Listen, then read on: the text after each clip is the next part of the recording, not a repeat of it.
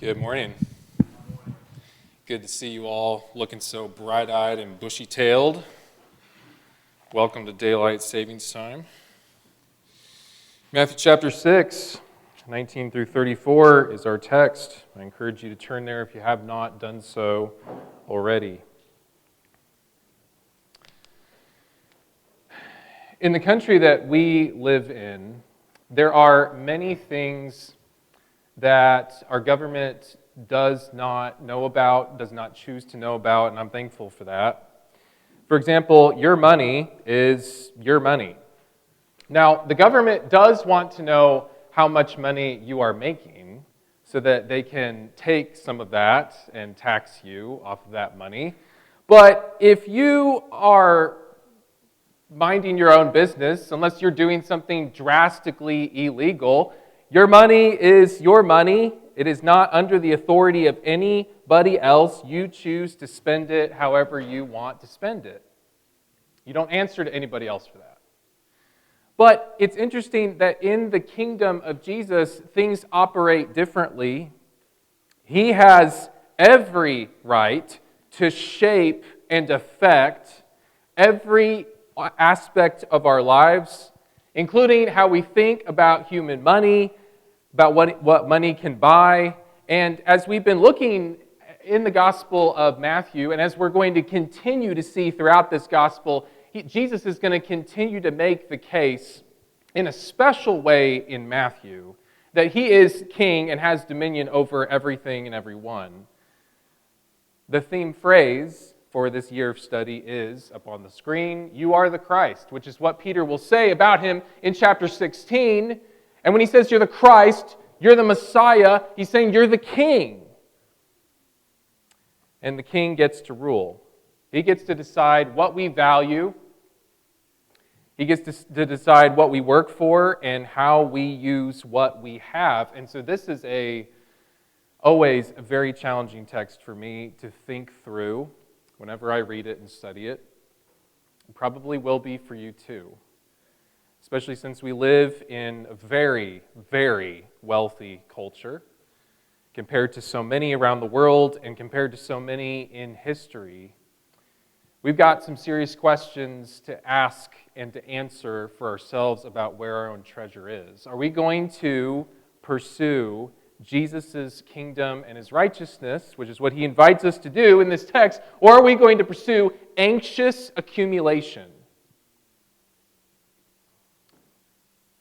Let's think about the first part of this and the three illustrations that Jesus has for us. So you see two different treasures being laid out in this text.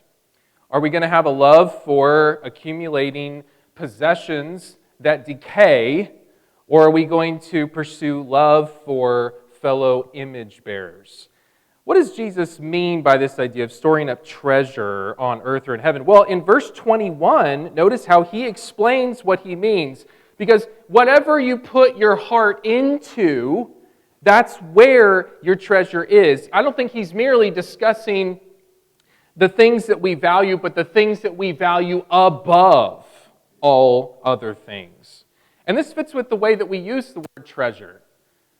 Anybody ever seen Muppets Treasure Island? Anybody read the book Treasure Island, Robert Louis Stevenson? Or any pirate story that has the word treasure in it, the whole story and all of the characters are revolving around a chest of gold or silver or whatever it is in that chest. That's the idea here. What is your prized possession that you sacrifice so many things for? Jesus is making the case here that physical possessions are not worth treating that way because they don't last. So if you stored up food or clothing, the bugs are going to eat it. They're going to find a way to get to it. If you stored coins, eventually they're going to corrode. Eventually they're going to become worthless. Eventually maybe your country is going to fall by the wayside. Another country is going to take its place. And when you use your coins in the market people are going to say, sorry, we don't take those anymore. Or your coins are going to get stolen by crafty people who are very adept at gleaning from other people's treasures. That Rich and Diane are having to deal with people hacking into their account.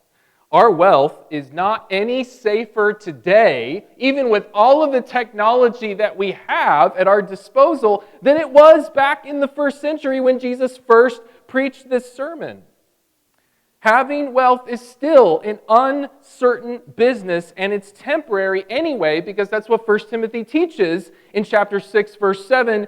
We brought nothing into the world, and we cannot take anything out of the world.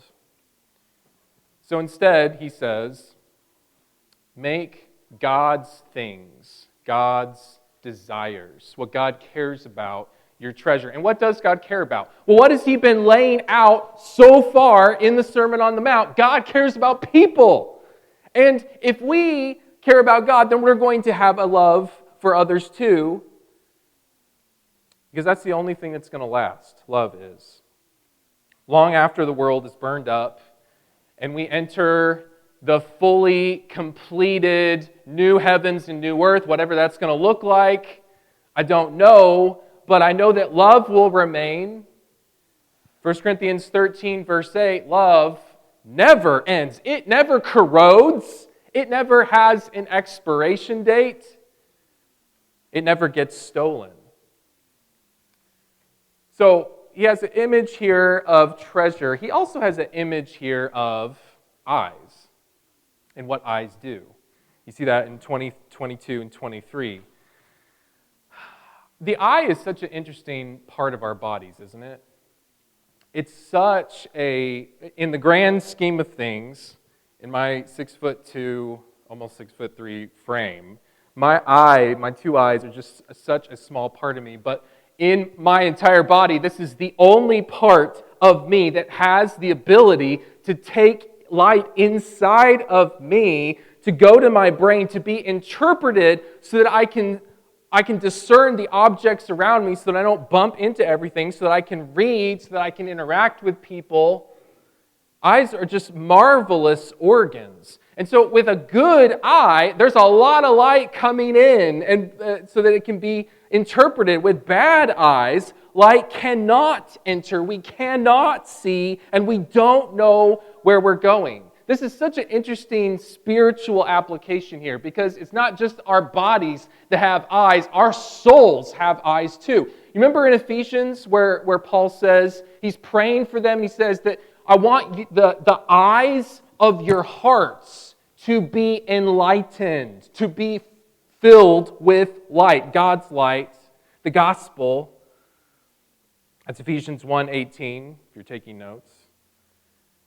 So what do we have to do for our eyes to be enlightened with God? We have to care about what he cares about and not be blinded by riches. How are we going to follow the gospel with conviction? How are we going to leave the 99 and chase after the one who goes astray? How are we going to do any number of things that Jesus wants us to do, like going and making disciples?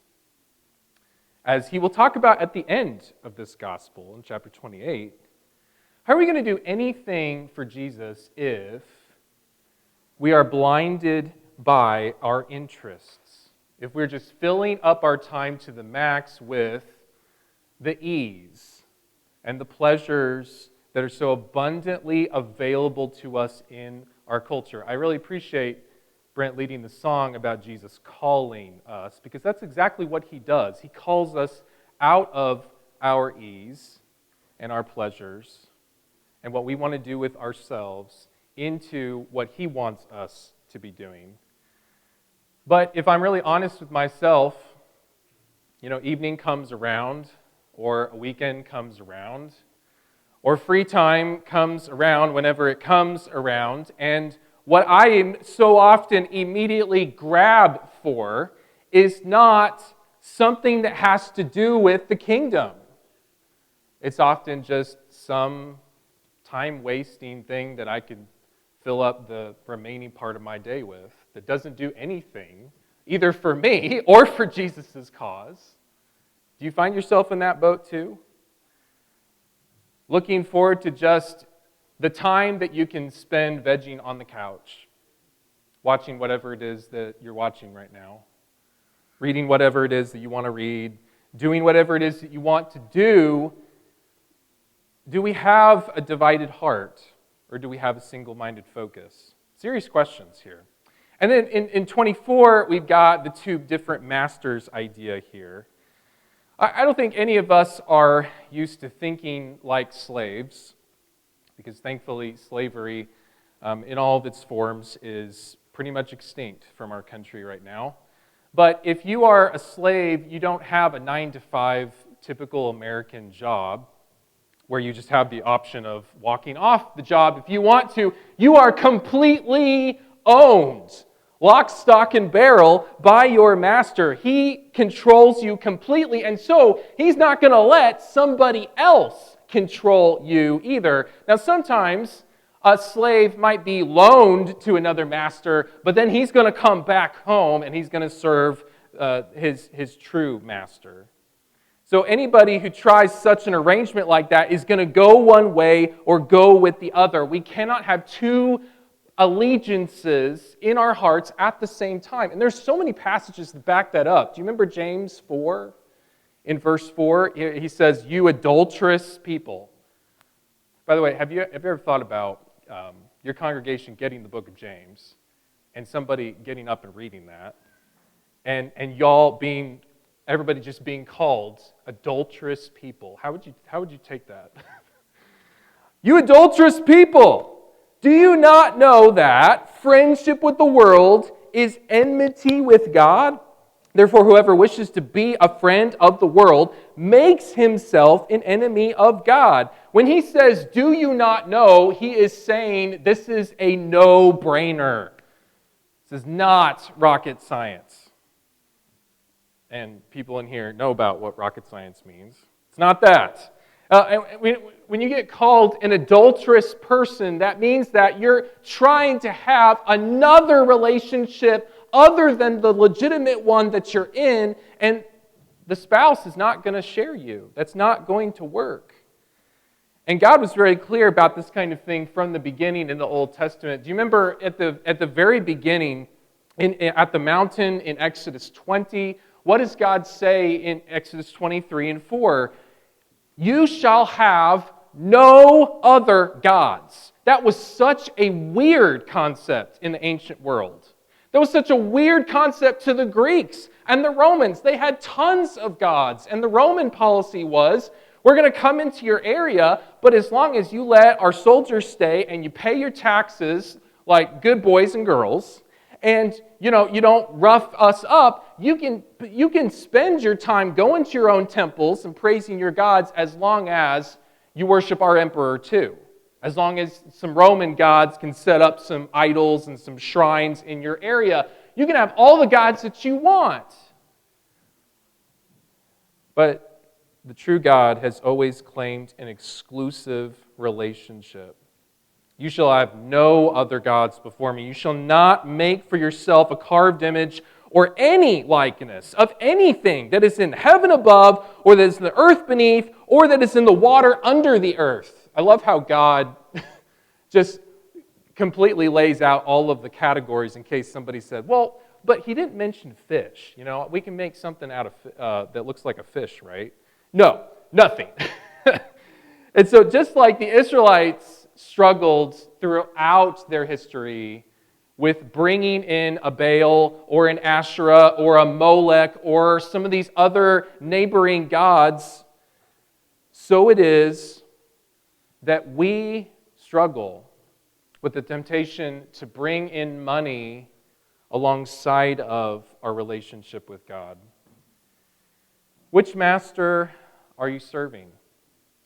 And how do you know? How do you know which vision you have, which treasure that you are possessing? Maybe you don't have thousands and thousands sitting in a bank account that you are ready to throw around on somebody else. Maybe things are just really tight for you. Maybe you're thinking about what Jesus is teaching here, and you're thinking, well, compared to a lot of other people, that I know maybe I don't have a whole lot in the possession department. But Jesus wants to ask you, what are you doing with what you have? Because that goes a long way to answering the question of which treasure do you seek? Like, do you have categories in your budget that are specifically set aside for the cause of helping somebody else? Like when you see a GoFundMe hitting Facebook or the internet, and it's somebody who's got a mountain of medical bills, and it's somebody in a really hard position, and they're saying, we could really use some help. Have you set aside money in your budget so that when an opportunity like that arises, you can go, yes, I have something that I can give? Or are you so busy spending and saving for yourself that when needs arise around you, you've got nothing to share? There are a lot of people in that camp. Well, I'd like to, but my credit card bill is as long as my arm, and I've got to pay the interest on that. If you get an unexpected tax break, if you get a bump in your monthly salary, what are you going to do with that money? You're going to do something with that money. If you're someone who's received an inheritance of some form or fashion from family members who have passed away, or you anticipate getting an inheritance in the future, what are you going to do with that money? You're going to do something with it. Also, think about the daily interactions that we should be having with each other. As everybody in here is well aware, we don't all live in the same place. We don't all live in Rantoul, even though we come together and we worship here. Some of us are not even in the same county. But are you willing to burn a little bit more gas in your car so that if there is an opportunity away from where you live, maybe there's a singing over there, or there's a study over there, or aside from that, if there's just a person in the group or outside of the group in the community who could really use some encouragement and some help and some one-on-one attention, are you willing to burn a little bit more gas in order to make that happen? Yeah, it costs money to do that, and especially with the war now and gas prices getting hiked, it's going to cost more money to do that. But isn't that why God gives us money to begin with? To not be used as just a tool for ourselves, but for other people. I know I'm jumping to a lot of different kinds of applications. I'm going to jump to another one here. The shepherds have recently told us some very interesting things about the church budget. By the way, I want to say this really clearly. They don't even know that I'm about to say this. So please don't think that any of what I am going to say is at all coming from them. They have not encouraged me to say anything about this. But they've said some interesting things about our church budget and how it's being kept afloat. And so I want to ask this question for all of us to think about. Whatever resources that you have, are you generously sharing with the work that we are trying to do together financially? Because there's a lot of things that we could do.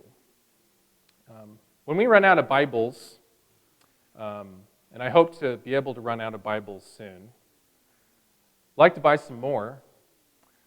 Would love to do some targeted online advertising in this area for evangelistic purposes. It costs money to do that, though. As a much larger expense, I would really love to see more classrooms in this building. Because we're blessed with a lot of kids here. A lot of kids. And I'll also say this, it would be really, really neat if we had another option for a smaller adult class instead of just the one big one inside of this room. That costs money to do that. In that last case, it costs a lot of money to do that. But there are a lot of things that we could do if we had vision, if we had faith, if we had generosity. So I don't think that Jesus is saying here in Matthew that you need to empty your entire savings account and you need to throw it into the collection plate next week, right? But isn't he saying that we should be quick to thoughtfully use whatever money that we have in the service of other people? Because loving neighbor as myself is the greater context of this part of Jesus' sermon. So connected to that idea, we start 25 through 34 now. This might seem like two sermons squashed together into one, but I want you to notice in 25, Jesus himself makes a connection here, because you see what he says, therefore. And whenever you see therefore, it's meant to link up with whatever's come right before it. Therefore, I tell you, do not be anxious. So real quickly, I want to blow through 8 arguments that Jesus makes that are not terribly complicated. You probably read them before, but they're so powerful every time that we do get exposed to them. In 25, he's going to make the point that life is so much greater than what sustains it physically. So the previous section is about making a choice between serving God and serving money, and that's still under discussion here. And so he's going to ask us to think about, is our life just about the clothing that we wear or the food that we eat or the basic necessities that we use and pile up? No, it's not. Just like when you drive your car, is it just about going to the gas station? I mean, your car needs to go to the gas station. Otherwise, you're going to run it for some miles, and then you can't run it anymore. But going to the gas station is just a means to an end. You go there, you fill up your tank so that you can get back out on the road, which is what you want to do, because you got places to go and people to see. In the same way, we all need food. We all need clothing. We all need some things in our lives, and Jesus is pointing that out here. But they also are just a means to an end. They are in our lives so that we can be equipped and be strong in our bodies and minds to be able then to do the things that he wants us to do. It's why we're on earth. In 26, I love the practicality of this, where Jesus just says, so look at those things flying around in the air. How do they survive? And again, this sermon is preached on a hill in Galilee. I can imagine that there are birds flying around Jesus and the crowd as he's saying these words. So he may have like looked up at a flock and just said, look at those things right over there. How do they live? They don't have a process for making food and storing up food. They don't have the capability to sow and reap and put their harvest in a barn. Every day they wake up and they don't have a pantry and they don't have a chest freezer. And yet they seem to not be worried about that. Right now, this is grackle season at the Combs house. I don't know if you got a lot of grackles in your yard in the spring, but you know those black birds with the blue heads, different from the starlings because grackles don't have spots. You know, they seem to really like our arborvitaes, and so every spring they come to our yard in droves and they make their nests and they do their bird calls that sound really scratchy. And they're not my favorite bird. They hop around my yard, and they eat what they can find. Usually a lot of it's my bird seed. God feeds them that. He created them. He makes sure that they have what they need. So, argument from the lesser to the greater, if he cares about birds, if he feeds birds, how much more? How much in a greater way is He going to care for your needs? Jesus did not come to die for birds. He came to die for us. We are His sons and His daughters. We are made in His image. If He feeds them abundantly, He's going to take care of us. In 27, Jesus pivots to something else that I think is really helpful. That anxiety doesn't do you a lick of good.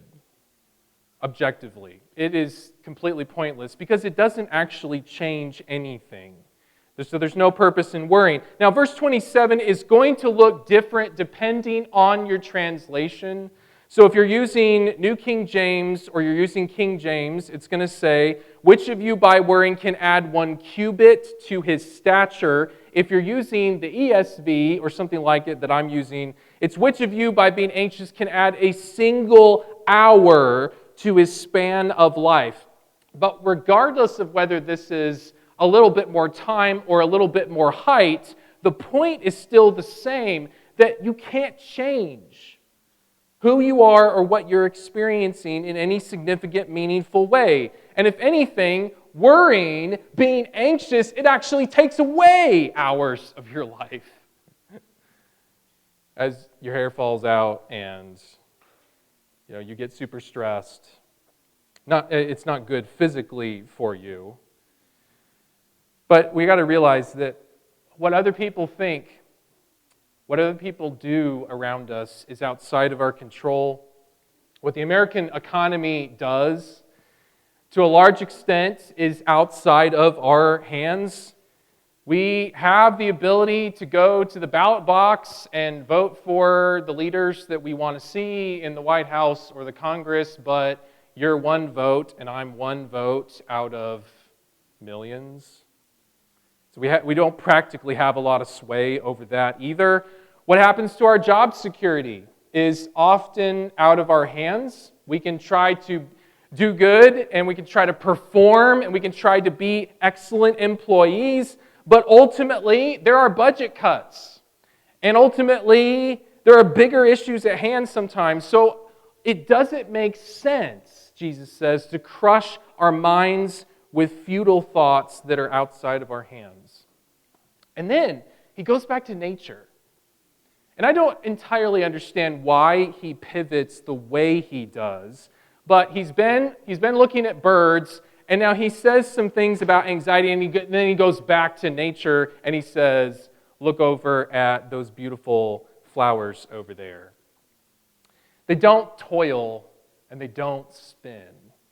Jesus isn't saying that the lilies of the field are lazy bums. He's saying that their beautiful color and their appearance is because of a God outside of them that is doing that for them. He clothes them, and they are exquisite. They are gorgeous. And we're at the time of the year where we're about to experience the flower explosion that happens every spring. Even Solomon, Jesus says, in all of his glory. And I don't know what that looked like exactly, but you can read Kings, and you can read about the gold, and you can read about the servants, and you can read about the house that he lived in. He must have looked like something else. And Jesus says, yeah, those flowers, Solomon can't touch them. God chose to give that to a plant. And those plants don't last very long, he says. They're here today, but tomorrow they're going to be thrown into the fire. The bloom's going to be gone, and we're about to see that happen in real time. And so again, this is an argument from the lesser to the greater. If he does that for plants, how much more is he going to help you? Because of your status with him. In verse 31, we have another simple but really effective, powerful argument from Jesus about anxiety living in this world. He says, this way, the way of anxiety is the way that everybody else thinks out there. But you are not everybody else. Now keep in mind, who is Jesus talking to? He's talking to Jews, God's chosen people, but he's also talking to his people, his disciples, because you go back to the first part of chapter 5, that is the audience who is listening to him. So people on the outside, they have good reason to stress about their lives because according to their viewpoint, it's all on their shoulders to figure out going through this life. Because without the comforting presence of God saying things like this, then yeah, you would have a lot of stress. Now, back in 5:45, you remember how Jesus says, right before chapter 6, that he makes his sun rise on the evil and on the good. He sends rain to everybody. But the unjust person doesn't know that. They don't know that he cares and that he gives and that he's generous and kind. They don't have assurances of God's care. Jesus says, you're not a Gentile. You have a Father, verse 32, who cares about you. And as we read this passage together, for the most part, this room is filled with disciples. This room is filled with people who have already committed themselves to Jesus Christ. Maybe you've got a lot going on right now in your life. Job-wise, health-wise, relationship-wise. This ought to be a comfort to you. Because God doesn't just see you and see, here's a person that I've made. He looks at you and says, here is a son, here is a daughter who's committed himself or herself to my son. That means a lot to him, and that's an understatement. Verse 32, God is not an alien in outer space who is oblivious to the things that are going on in our little lives. He is, verse 32, keenly aware of what we need. He created the body to need food, to need drink. He gave the clothes, the first clothes that were made. After Adam and Eve had tried to sew some leaves together to make loincloths for themselves, and that clearly wasn't working very well, it was God who was the one who killed some animals and gave the skins to Adam and Eve so that they would have proper clothing to wear on their bodies. God is the one who has made us, who takes care of us, so of course He knows about our needs. And again, He is a father, He says to us. What do fathers do? Good fathers, fathers who are patterning their role after the ideal of God the Father, good fathers are aware of what is going on in their children's lives. 1 Timothy 5, a good father has compassion for the physical needs of his family. And building on that idea in 33, I love the promise that is made here in this text. Notice what Jesus says. Seek first the kingdom of God and His righteousness, and all these things, these physical things, will be added to you. So He's not just aware, He's also responsive. The added to you is implied that He's the one who's going to be doing the adding, not us. And this it really fits with passages like Psalm 37 in verse 25, where the writer says, I have been young, and now I am old, and yet I have not seen the righteous forsaken or his children begging for bread. If you're doing the work that God wants you to be involved in, He's going to make sure that you have the vital necessities that you need to do your work. Now, this is not a promise for a lot of wealth. This is not a promise for perfect health. This is not a social prosperity gospel. This is the true gospel here. And sometimes suffering in really big ways is how you carry forward the work of the kingdom. Sometimes that's going to mean without going, it's going to mean going without comfort in some ways, but this is a promise that for as long as we're here, as long as we're doing kingdom work, God's going to be giving us supplies that we need to do that work. And then finally, in verse 34, I love how Jesus simply says, you've got today. Don't be stressing about what happens tomorrow. And for us who have the ability to create calendars that go years and years in advance, this is something that is really helpful for us to hear. If we're going to be productive, anxiety-free servants, we need to think carefully about time. Both time in the future, but also time in the past. You and I have no control over what has happened to us before this present moment. All of the embarrassing things that you and I have done, or things that have been done to us. The good that we have done, the bad that we have done or said, all of it is locked into place in history and we can't touch it.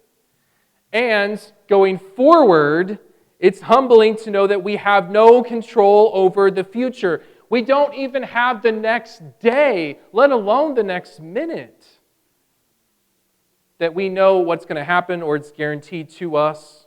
We live in the now. And so don't allow the stress of what has or what is going to happen affect what God can use you for at the moment. He gives the strength that we need for the future battles when they come.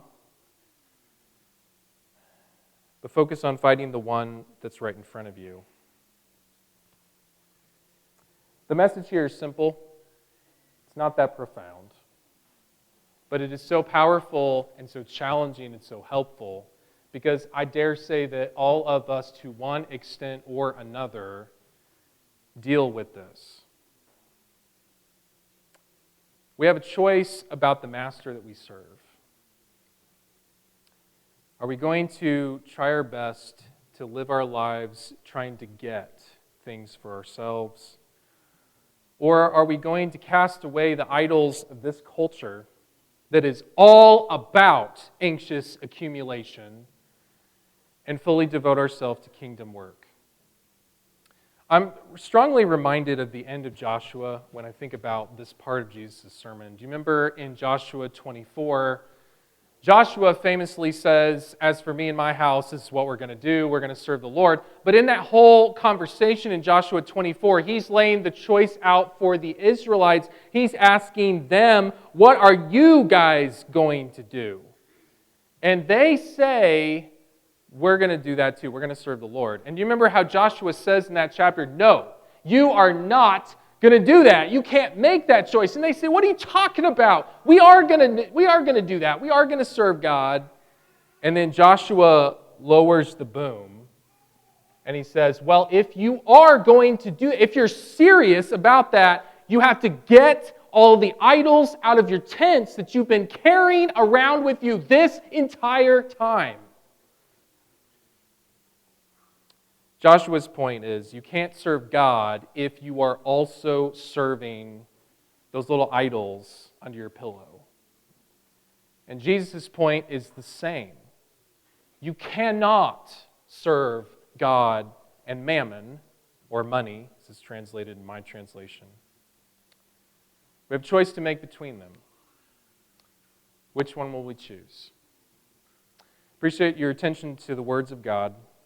We can help you at all this morning with your spiritual life, to be an encouragement and a help to you. If you know that you have a different master in mind that you want to choose, and you're tired of serving a master who has been a relentless and vicious slave driver in your life, please leave that master. You don't have to follow him anymore. Because the King is here, and he wants to rule over your life if you give it to him. So please do that together as we stand up and we sing the invitation song Brent selected.